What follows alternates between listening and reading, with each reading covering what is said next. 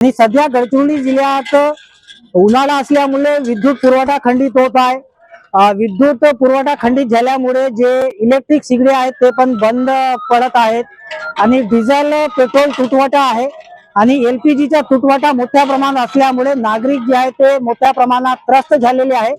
आपण दृश्यामध्ये बघू शकतो कशा प्रकारे हे ग्राहक जे आहेत ते पहाटे 5:30-6 वाजेपासून मोठी गर्दी LPG सिलेंडरसाठी केलेली आहे आणि एक लांब रांग जी आहे ते आपण दृश्यामध्ये बघू शकतो आणि 4-5 तासापासून LPG ग्राहक वाट बघत आहेत आणि आता जवळपास 80 सिलेंडर वाटप झालेले आहे आणि 500 ग्राहक जे आहेत ते इथे मोठी रांग जी आहे ते लावलेली आहे आणि सध्या गडचिरोली जिल्ह्यात अनेक भागात LPGची मोठी कमतरता भासत आहे आणि नागरिक भर उन्हात आपला सिलेंडर घेण्यासाठी इथे HP एजन्सी समोर वाट बघत आहेत आणि ही लांब रांग जी आहे जवळपास 200 ते 250 मीटरपर्यंत आपण बघू शकतो। वहाँ पे जितने भी उससे भी ज्यादा नागरिक है यहाँ आपण बघू शकतो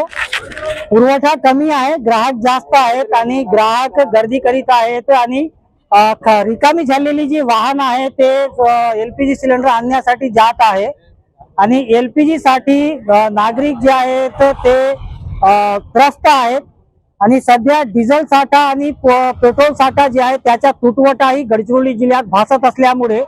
गडचिरोली वासियांना एक मोठी अडचण डिझेल पेट्रोल आणि LPG सिलेंडर साठी करावी लागत आहे। जिल्हा प्रशासन राज्य सरकार याकडे विशेष लक्ष द्यावे। गडचिरोली जिल्हा मागासलेला जिल्हा आहे, यात विद्युत पुरवठा किंवा डिझेल पुरवठा पेट्रोल पुरवठा किंवा जे आहेत LPG पुरवठा नियमित होत नसल्यामुळे नागरिक अजून त्रस्त झालेले आहेत। कॅमेरामॅन सोहेल पठाण सोबत मेमडी इरफान TV9 गडचिरोली।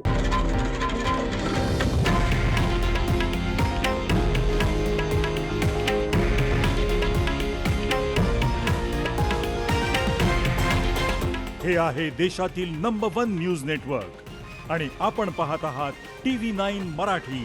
एकमेव।